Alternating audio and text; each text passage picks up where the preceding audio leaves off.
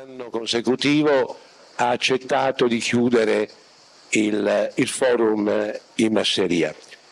Allora, il problema delle tensioni globali, Medio Oriente, Ucraina, qual è la vostra posizione su questi punti? La nostra posizione è che adesso bisogna lavorare tutti siamo in ritardo, ha iniziato a farlo Trump, avremmo dovuto farlo noi, ma non c'è altra via che un negoziato, come abbiamo detto sin dall'inizio.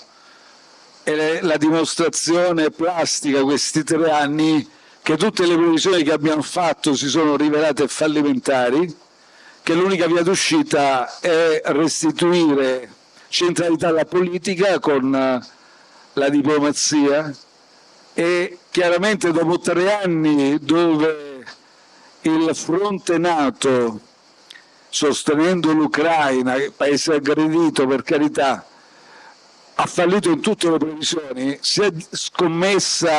ha perso la scommessa sulla vittoria militare sulla Russia, sia sul crollo dell'economia russa, sia sul cambio di regime, sia sul fatto che ormai i russi avevano terminato, addirittura abbiamo avuto titoloni nei giornali, hanno terminato le armi, i proiettili, non hanno più uomini e via discorrendo. Adesso non abbiamo altra strada che cercare di difendere le buone ragioni dell'Ucraina su un tavolo negoziale tutti insieme. Quello che voglio dire è che nessuno mai ha detto che il negoziato sarebbe stato semplice, però se lo avessimo dall'inizio, se anziché dire affrontiamo e riportiamo una vittoria militare sulla Russia, avessimo investito sul negoziato in termini politici e diplomatici, non avessimo escluso la Cina, vi ricordate quando la Cina si è offerta da intermediario, l'Occidente, la NATO ha detto sdegnosamente via la Cina, non consentiamo nessun ruolo di mediazione alla Cina. Addirittura il capo delegazione ucraina ha raccontato come alla fine nel 18 aprile si precipita, ricordo a memoria, si precipita Johnson per dire andate avanti, assolutamente mettete da parte il negoziato, andate avanti che vi sosteniamo militarmente e vinceremo. Ecco, tutte queste circostanze oggi a riguardarle dopo 3 anni ci inducono a valutare che l'unica possibilità per evitare le tensioni internazionali è rafforzare la politica insieme alla comunità internazionale, rafforzare i luoghi dove si lavora faticosamente per trovare un nuovo equilibrio mondiale. Ma quale sarebbe una pace giusta? Cioè l'Ucraina che cosa dovrebbe concedere alla Russia? Ma guardi, direttore, voi volete sempre nei dibattiti televisivi che noi ci mettiamo a disegnare sulla cartina dell'Ucraina e a scrivere termini e condizioni e poi diciamo che Putin è cattivo e quindi Putin non ha mai detto che è buono, l'abbiamo condannato. Però il tema è evidente che se avessimo accettato di concludere con forza, sagacia e determinazione il negoziato dopo 1 mese, dopo 2 mesi dall'invasione, le condizioni sarebbero state molto più favorevoli per l'Ucraina rispetto a quelle che si prospettano adesso. Io di questo francamente non sono sicuro, perché l'ultima parola in tutte le fasi negoziali, la Russia avrebbe mantenuto sempre, diciamo, un potere di intervento, un potere, insomma, non è che la Russia ha detto vabbè abbiamo scherzato, mi ritiro e basta, non è andata così, mi pare. Parole del capo delegazione ucraino dello stesso partito di Zelensky, persona fidatissima, sono pubbliche, potete recuperarle. Potevamo concludere il negoziato perché la vera richiesta fondamentale della Russia di Putin era di non far entrare l'Ucraina nella NATO. Arrivò Johnson, ci disse assolutamente lasciate perdere il negoziato, andiamo avanti con la il confronto bellico. Sono parole non mie, le trovate su internet in chiaro, parole ufficiali del capo della nazione ucraino. Io non c'ero, No, ma neppure lei c'era, se mi permette. No, soltanto che io ho avuto sempre la sensazione che la NATO fosse un obiettivo abbastanza lontano e poco realistico. Ma questa è una sua sensazione. Io mi fermo a chi si è seduto al tavolo negoziale, a chi ha dichiarato che il negoziato era in fase conclusiva e si poteva concludere. Poi, ripeto, ognuno può avere le sue opinioni. Gaza, come finisce? Ma Gaza è veramente un'atrocità quotidiana sotto i nostri occhi, perché ormai, come ha detto Papalone, non c'è nulla di peggio che usare la fame come arma di guerra. Siamo a questo. Poi c'è qualcuno che dice che non è genocidio, come lo vuole chiamare, uno sterminio sistematico condotto che va avanti da 1 anno e mezzo sotto i nostri occhi? Strage continua. Una strage diffusa, continua. Perfetto. Io quando parlo di genocidio lo dico da giurista leggendo la Convenzione dell'ONU del 1948 e vedendo quel che accade. Chiaramente non ho usato questa parola i primi mesi, sono molto attento nell'uso delle parole, però al di là di tutto è una cosa assolutamente inaccettabile, è una pagina nella storia di Israele che peserà nella storia di Israele. Quindi quando ci si preoccupa dell'antisemitismo bisognerebbe andare a contrastare, e con tutta la comunità internazionale a tutti i livelli, contrastare la condotta criminale di Netanyahu, perché è lì che ovviamente anche in prospettiva futura si sta scrivendo una pagina vergognosa per la storia dello Stato di Israele, che rimarrà sullo Stato di Israele. Poi è ovvio che Israele, gli israeliani non significa Netanyahu, il governo, questi pazzi criminali scriteriali di Smotrich, Ben Gvir, questi ministri che addirittura stanno teorizzando adesso di occupare anche e di annettere la Cisgiordania, perché noi stiamo parlando di Gaza dove c'è un massacro sotto i nostri occhi, addirittura con 16.000 bambini trucidati sotto le bombe e addirittura a volte anche con colpi di cecchini, colpi calibrati precisi. Ci hanno riferito i medici che hanno tentato e tutto il personale che tra l'altro è rimasto ucciso anche sotto le bombe, no? A volte abbiamo visto. Ma in Cisgiordania sta accadendo qualcosa, un'escalation non meno tragica, perché chiaramente dei coloni invasati, suprematisti, stanno con la complicità dell'esercito israeliano, stanno distruggendo case, stanno occupando abusivamente un territorio che non è loro. E allora tutto questo gli Stati Uniti stanno facendo una copertura politica e militare. Io riconosco a Trump il tentativo di avere, anzi poco prima dell'insediamento, ottenuto una tregua di cui non si ragionava neppure. Però dobbiamo anche dire che Trump sta continuando sulla falsariga di Biden a offrire piena copertura politica e militare a quello che è un genocidio. Dobbiamo dirlo.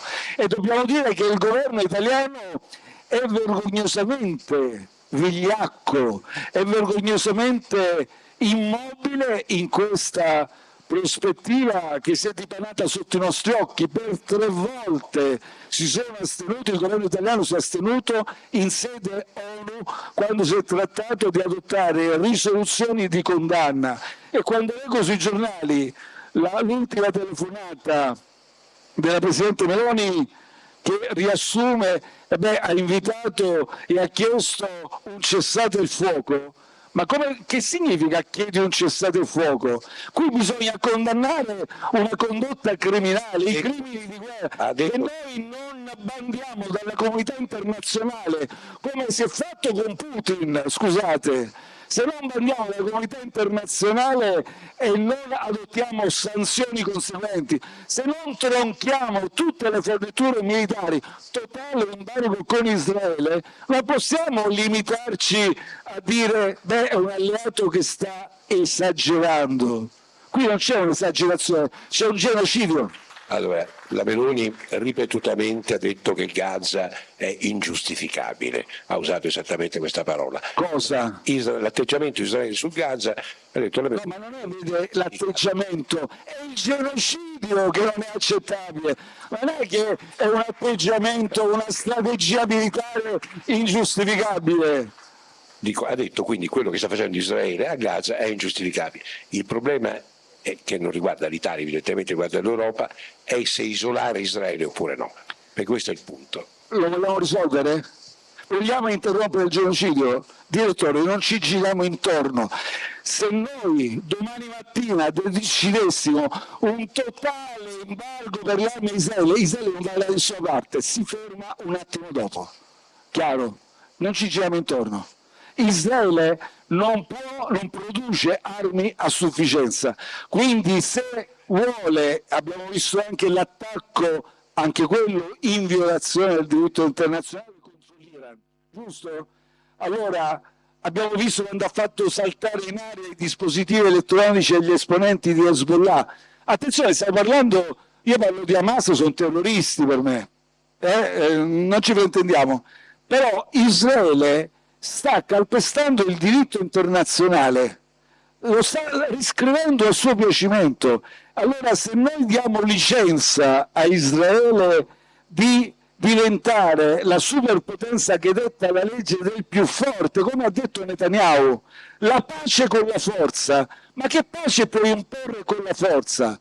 La pace la puoi imporre col dialogo, col diritto, ma non con la forza del più forte. Perché allora, scusate, perché abbiamo condannato Putin? Se Putin è più forte, allora lui vuole imporre anche lui la pace con la forza, o no? Ha sbagliato Trump a bombardare l'Iran?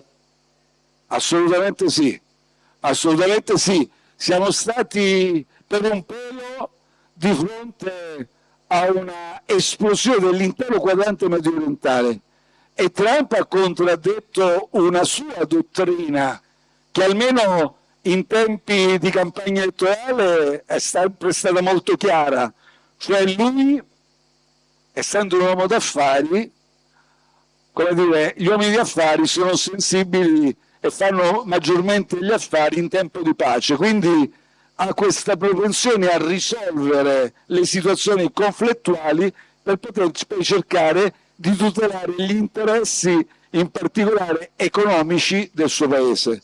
E quindi qui abbiamo rischiato veramente una deflagrazione totale, un'attenzione con terrorismo che poteva arrivare alle nostre porte.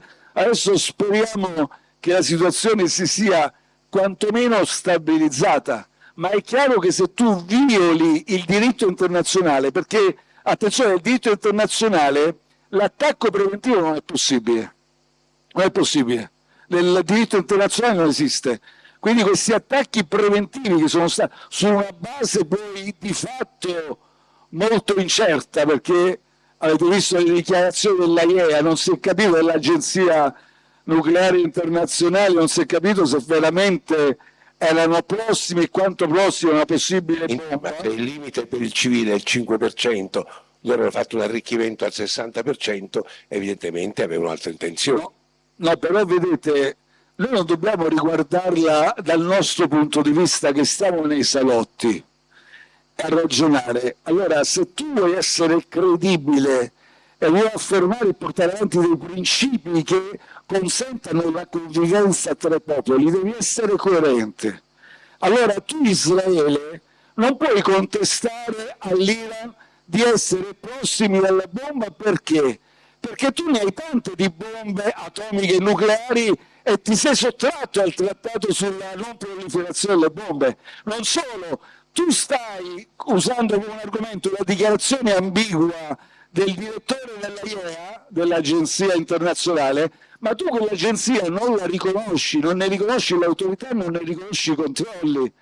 Tu stai invocando quindi una violazione da parte dell'Iran del diritto internazionale, attenzione, perché appunto l'Iran dice prossima a una bomba e poi tu invece stai realizzando un genocidio. Tu sei andato all'ONU e hai detto che Guterres, il segretario generale, è persona non grata, hai detto che è un covo antisemita, non riconosce le risoluzioni dell'ONU. Quindi se tu fai il bandito nell'ambito del diritto internazionale, non puoi invocare il diritto internazionale contro gli altri, o no? Quale credibilità c'è? Non la colpisce il fatto che nessun paese arabo si è mosso? Non la colpisce che nessun paese arabo si sia mosso per difendere l'Iran? Ma meno male. E meno male sì. Meno male. Certo, meno male. Voglio dire, abbiamo rischiato sicuramente, gli ho detto prima, un'infiammazione di tutto il quadrante medio orientale, ma meno male che i paesi arabi non ci sono mossi. Ma ripeto, in questo momento Israele può assolutamente vantare piena copertura militare e politica degli Stati Uniti. Questo significa avere già di partenza una dotazione, un esercito che è particolarmente attrezzato con grande avanzamento tecnologico, ha un'intelligence tra le migliori al mondo, in più la copertura aerea delle portaerei americane, la copertura di intelligence, la copertura informatica di USA, degli Stati Uniti, le consentono di spadroneggiare dappertutto.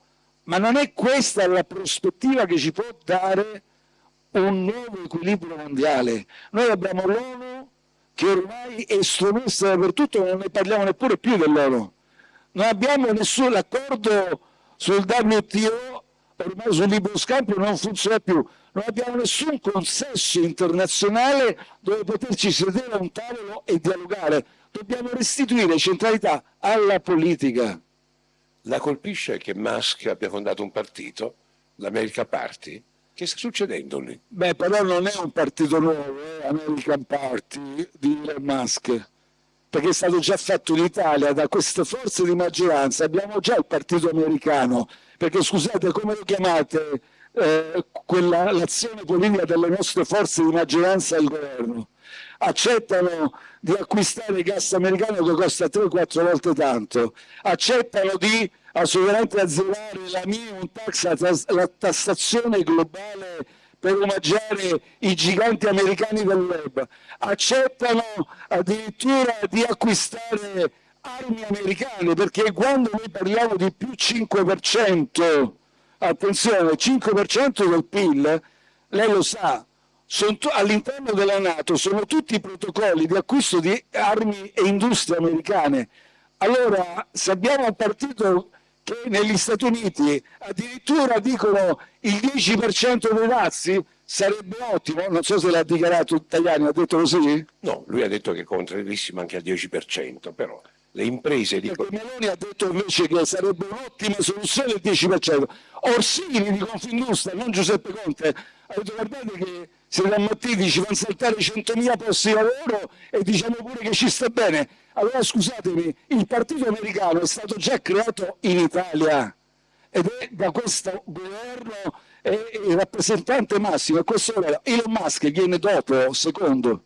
Allora però, noi abbiamo un dialogo con gli Stati Uniti, noi esportiamo... Non è un dialogo, questa è sudditanza, Noi non è un dialogo. Va bene. Direttore, non parliamo di dialogo, cosa abbiamo portato a casa? Zero. Bene. Zero. Io non ho mai visto un Presidente del Consiglio che va a Washington, di solito si va a Washington per chiedere, al limite non ottieni, per andare a Washington per consegnare il paese e svendere in saldo il paese da parte di una, permettetemi, una leader che ha costruito la sua fortuna politica sul patriottismo, io dico rimango sconcertato. Allora, intanto non è una posizione italiana, ma una posizione europea. Com'è? Non è una posizione italiana, ma è una posizione europea.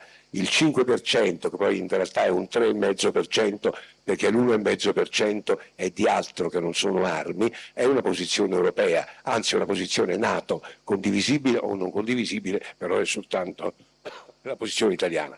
Ma l'Italia nei confronti degli Stati Uniti, a parte la trattativa la fa l'Europa e non la fa l'Italia, esporta molto più di quanto non importi. Se Trump chiede di riequilibrare, noi lì possiamo comprare il gas. Che cosa possiamo comprare? Il gas, e visto che dobbiamo incrementare gli armamenti, possiamo comprare le armi. Questi sono i beni sui quali noi possiamo riequilibrare il rapporto commerciale con gli Stati Uniti. È sgradevole, ma è così. Direttore, è sgradevole che la debba contraddire. Innanzitutto distinguiamo, in sede NATO si va all'unanimità. Abbiamo lasciato solo Sanchez, abbiamo lasciato solo Fiso. Se avevamo un Presidente del Consiglio che tutelava l'interesse nazionale, avrebbe costruito un fronte e con l'unanimità gli Stati Uniti non andavano certo da nessuna parte nel chiedere e ottenere quanto hanno chiesto. Per quanto riguarda i dazi, sicuramente il tema è europeo, ma guardi che io ho dichiarato da subito. Ho detto, guardate che sui dazi, se l'Europa si lascia sorprendere, divisa, timida e non siamo compatti e anzi dobbiamo minacciare. Io ho un rapporto storico, è stato riconosciuto con Trump, giusto? Però attenzione, io ho difeso il mio paese. Io ho ottenuto da Trump. Non è che ho svenduto il paese, al contrario.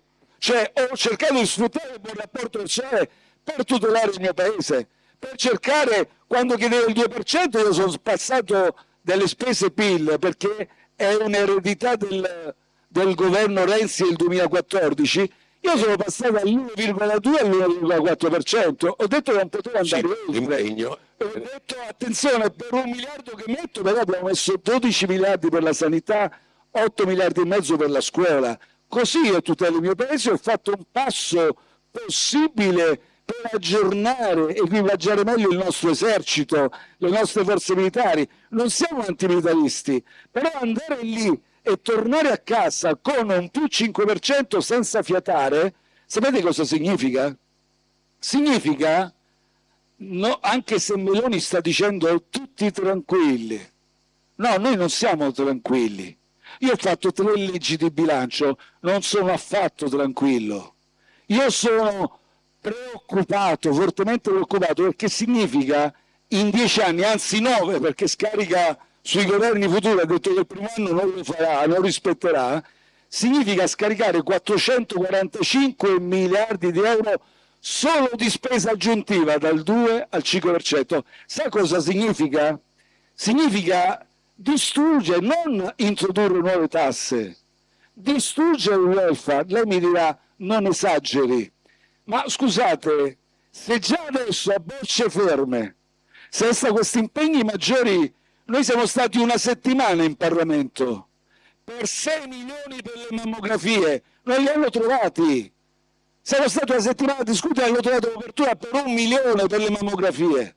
Se noi siamo stati adesso, in questi giorni, ci hanno presentato tutte le forze di maggioranza, anche se adesso si rimpallano le responsabilità, un emendamento per pedaggi maggiori autostradali, un balzello per gli italiani che vanno in vacanza, e l'hanno giustificato perché hanno bisogno di 90 milioni da dare all'ANAS per la manutenzione ordinaria e straordinaria delle strade provinciali.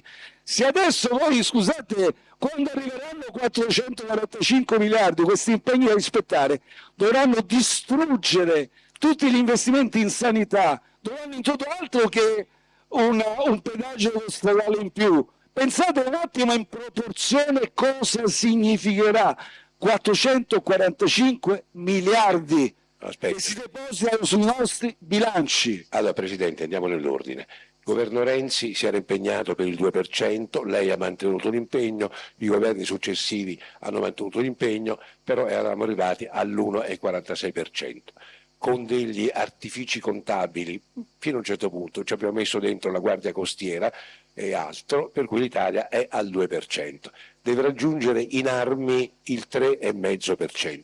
Ora noi abbiamo un PIL di 2.000-2.200 miliardi, quindi significa 3 miliardi e mezzo all'anno per 10 anni. Ma state facendo dei calcoli balzari, io non li ho fatti i calcoli, li stanno facendo tutti i centri studi, sono di pubblico dominio. Io ho capito. Voi state facendo un altro discorso, scusate, allora le cose sono due, perché lo possiamo spiegare agli italiani che sotteso c'è un ragionamento, primo, ma tanto bisogna vedere se da questo governo, bisogna vedere se rivinciamo le elezioni, frattanto se non le rivinciamo, ed è possibile anche con un progressivo malcontento che si sta diffondendo, saranno i governi che verranno. Due, l'altro ragionamento è, vabbè, non rispetteremo, Ma se noi non rispettiamo gli impegni presi, saremo la solita Italietta. Quando Meloni oggi va in giro a dire io ho restituito credibilità, ma secondo voi la credibilità di un paese non è che gli altri sono stupidi, non è che gli altri partner e gente di primo pelo e non sono strutturati. Secondo voi, quando ci ritroveremo a non rispettare questi impegni, perché non li potremo rispettare, quindi ci troveremo a introdurre tasse, a tagliare e neppure rispetteremo questi impegni. La credibilità dell'Italia dove andrà messa? Dove verrà messa? Andrà sotto i piedi. Allora, parliamo un momento dei rapporti tra i partiti di sinistra. Ho letto che i leader di sinistra sono molto sconcertati perché lei li ha scavalcati, mentre erano loro che chiudevano in qualche modo il fronte, adesso lei sta, per quanto valgono queste cose, alla loro sinistra, e quindi loro dicono: ma noi allora chi siamo più? Dove andiamo? Perché Conte ormai ci ha scavalcato da tutte le parti. È così? Guardi, io tutto il rispetto, lei fa il giornalista, rispetto lei e la sua professione e i suoi colleghi, ma quando usate queste formule giornalistiche, dite il Movimento 5 Stelle ha scavalcato, che cosa significa? Io difendo gli interessi degli italiani, io dico quali sono le priorità girando il territorio e le priorità sono sicuramente le lunghe liste di attesa, un esame diagnostico che non arriva dopo un anno, dopo 2 anni. Le priorità sono i nostri insegnanti che prendono degli stipendi, siamo il fanalino di coda in Europa per i nostri insegnanti. Le nostre priorità sono gli asili nido che non abbiamo, c'è gente che non può mandare agli asili comunali i propri figli, non c'è posto. Le nostre priorità sono l'università, io vengo dal mondo universitario, ci sono dei tagli pazzeschi che si stanno abbattendo sulla nostra università, sulla ricerca. Noi abbiamo 2022-2023 100.000 giovani che sono andati via. Ora ditemi, Meloni oggi dichiara, credo che l'abbia detto qui, ha dichiarato: guardate che ho fatto un decreto flussi da 500.000 per 500.000 migranti che verranno nel triennio. Andate a rivedere il video. In passato, in campagna elettorale, ha detto proprio, la cifra era corrispondente più o meno, ha detto: questa è un'invasione pianificata di manodopera di bassa specializzazione. Quindi allora, caro governo, ma tu ti rendi conto che 100.000 nostri in un biennio giovani, su cui abbiamo investito, ci costa un giovane che completa l'università all'incirca 100.000 euro e va all'estero, e adesso tu ti svegli e ti rendi conto che abbiamo un problema per la manodopera e adesso tutta la tua propaganda anti-immigrazione va a farsi friggere. Non solo ha accumulato flop e fallimenti, dal blocco navale a quella corbelleria della missione in Albania che ci è costato 1 miliardo e ci costa 200-300, un paio di centinaia, 3 paia di centinaia di forze dell'ordine che servirebbero qui per la sicurezza delle nostre strade, la nostra sicurezza quando usciamo la sera, i nostri figli, le nostre signore, le nostre figlie, ma i nostri giovani. Ormai c'è un problema di sicurezza anche nei centri storici, nei centri cittadini, e tu mi tieni 300 forze dell'ordine bloccate lì a non fare nulla perché dici io vi dimostrerò che funzioneranno. E no, Giorgia Meloni, non stanno proprio funzionando, lo devi capire, e più insisti e più sprechi risorse, e quindi allora metti da parte la propaganda sull'immigrazione. Adesso scopri che abbiamo bisogno di manodopera, però frattanto i nostri giovani come li tuteli? Ho letto una dichiarazione di Tajani che mi ha preceduto: io non sono per il salario minimo, sono per il salario ricco. Che significa? Signori, ma che slogan è? Cioè, i nostri giovani vanno all'estero perché prendono anche 3, 4, 5 euro l'ora, non vogliono neppure il salario minimo, hanno aumentato gli stipendi ai ministri e ai sottosegretari, hanno dato a quelli con le pensioni minime per prenderli per i fondelli pubblicamente 1,80 euro.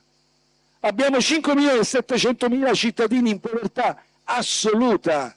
Hanno fatto una bellissima campagna elettorale dicendo che non bisognava dare sussidi alla povera gente, eccetera, ma i sussidi li danno alle banche. Non hanno preso un euro dagli extraprofitti. I sussidi li stiamo dando all'industria delle armi, ai giganti del web. Ma che governo è questo? Senta, è presto per dirle l'alternativa, il candidato premier, perché mancano 2 anni, però per l'aumento delle elezioni regionali. Lei sulla Puglia non si è espresso, mi pare che ci sia una candidatura Vendola, una possibile candidatura Emiliano e De Caro, che avrebbe dovuto unificare, in questo momento insomma, rischia di fare un passo indietro. Voi qui come siete collocati? State con il campo largo o vi ritirate? Mi sta facendo una domanda, visto che siamo in terra pugliese di ambito regionale, quindi una brevissima premessa per il pubblico che non segue le vicende pugliesi. Noi eravamo in giunta con Emiliano, ne siamo usciti, pensate, nella storia a memoria non c'è una forza politica che ha lasciato gli assessorati che aveva, e quindi quelle che vengono chiamate poltrone, perché di fronte all'ennesimo scandalo che ha coinvolto elementi centrali della giunta di Emiliano e sono continuati dopo di noi gli scandali, noi siamo usciti fuori. Abbiamo detto non vogliamo più nulla, non possiamo condividere una responsabilità di governo. Vi chiediamo protocollo di legalità se lo adottate e vi chiediamo, visto quello che sta succedendo e continuato a succedere, pensate allo scandalo per quanto riguarda le assunzioni negli aeroporti di Puglia. Abbiamo detto, chiediamo, caro Presidente Emiliano, di costituire una task force fatta da persone integre, integerrime, per controllare d'ora in poi tutte le nomine. Perché ne avete fatte centinaia, qualcosa non sta funzionando, giusto? Non siamo stati mai interpellati, questa task force non si è fatta e noi siamo stati responsabilmente all'opposizione. Oggi questa premessa ci introduce all'oggi. Noi, se c'è da condividere una responsabilità di governo, assolutamente ci siamo, ma è chiaro che se usciamo da questa situazione non ci potrà che essere un rinnovamento. Ma attenzione, non il rinnovamento dove fai maquillage, prendi un po' di ombretto e tutto è come prima, il vecchio sistema continua. De Caro è maquillage o è rinnovamento? Ma De Caro è sicuramente una persona che ha tutte le carte in regola per assumersi anche la responsabilità di un rinnovamento. Ma qui non è che basta la singola persona, non è che qui c'è il Deus ex machina, noi investiamo su una persona.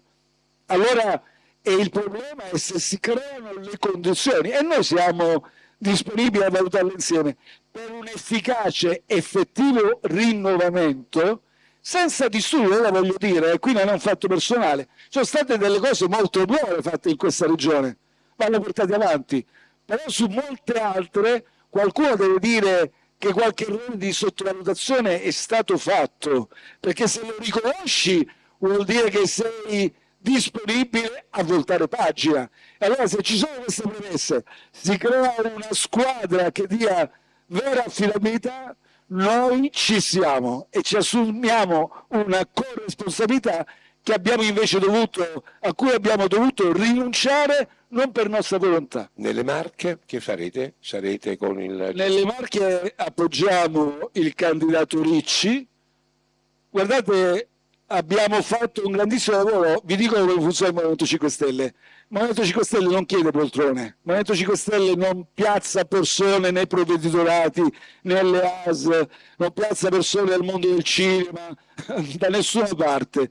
Noi non vogliamo costituire apparati di potere, non vogliamo scimmiottare i partiti tradizionali che alimentano il consenso sulla base appunto di reti clientelari. Quindi abbiamo fatto, pensate, nelle Marche decine e decine di riunioni alle quali hanno partecipato non i dirigenti, semplici iscritti, sono confrontati tante volte, alla fine valutando i programmi, ascoltando il candidato Ricci eccetera, l'assemblea territoriale dopo che più volte si è riunita si è convinta, c'erano delle perplessità iniziali come è normale che sia, si è convinta ad andare in coalizione col candidato Ricci. Bene, un'ultima cosa. Semmai Ius Scholae, diciamo, la tesi la conosce gli italiani, praticamente il ciclo scolastico, i ragazzi fino a 16 anni con profitto e poi possono avere la cittadinanza italiana. Se lui dice non è una priorità, non voglio mettere in difficoltà il Chi ha governo. detto così? Tajani. Adesso ve lo Sì, fa. ha detto sì. No, perché non l'ho sentito. Allora, Cosa ha detto? Perché su questo dichiara anche se non c'è molta conseguenza nell'azione. allora, lui ha detto non è una priorità, non voglio mettere in difficoltà il governo, ma noi siamo convinti che sia giusto riconoscere la cittadinanza italiana a ragazzi non nati in Italia dopo il ciclo che abbiano compiuto con profitto, il ciclo della scuola dell'obbligo, che è estesa a 16 anni. Semmai, lui dice, non è questione di maggioranza, ma semmai in Parlamento dovesse essere portata questa proposta, voi la votereste? Allora, su questo punto, lei sa che lo Ius Scholae, addirittura noi siamo stati i primi a portarlo nelle scorse legislature, perché abbiamo sempre, io ne sono convinto, il modo migliore per integrare le persone che non hanno una cittadinanza, non sono italiane, è il percorso scolastico. Stiamo parlando di ragazzi che studiano con i nostri figli, parlano l'italiano, hanno imparato che parlano meglio di noi, conoscono la nostra Costituzione, le nostre tradizioni culturali, la nostra storia, la nostra geografia. Giocano, vengono a casa dei nostri figli, i nostri figli vanno a casa loro, stanno insieme. Come puoi non riconoscere la cittadinanza a chi è in queste condizioni? Poi dico Meloni, perché ho sentito dire che Lega e Fratelli d'Italia sono contrari. Ma Meloni, scusami, ma tu sei la contraddizione vivente. Ma che ti sta succedendo?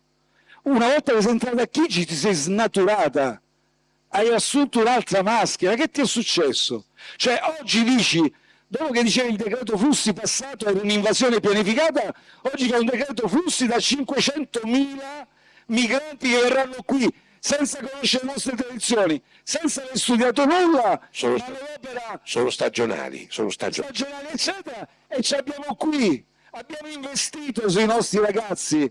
Ho detto prima, ci costa la scuola, mantenere la scuola, fargli frequentare le nostre scuole e non gli vuoi riconoscere la cittadinanza a questi ragazzi? Quindi Tajani sia conseguente e dopo ci confrontiamo in Parlamento e noi ci confrontiamo, a quel tavolo ci sederemo, però se Tajani fa queste dichiarazioni, guarda caso sempre luglio oppure ad agosto e poi se le ritrae, e beh, questo è francamente un teatrino che è veramente avvilente per questi ragazzi che ci seguono. Questi sono giovani che ci stanno seguendo, ci credono quando sentono le dichiarazioni dei politici, poi questi saranno ragazzi che saranno i primi a non credere più nella politica. Grazie Presidente Conte Grazie a voi per aver chiuso questa quinta sessione e grazie a voi che ci siete stati vicini per questi 3 giorni. Grazie.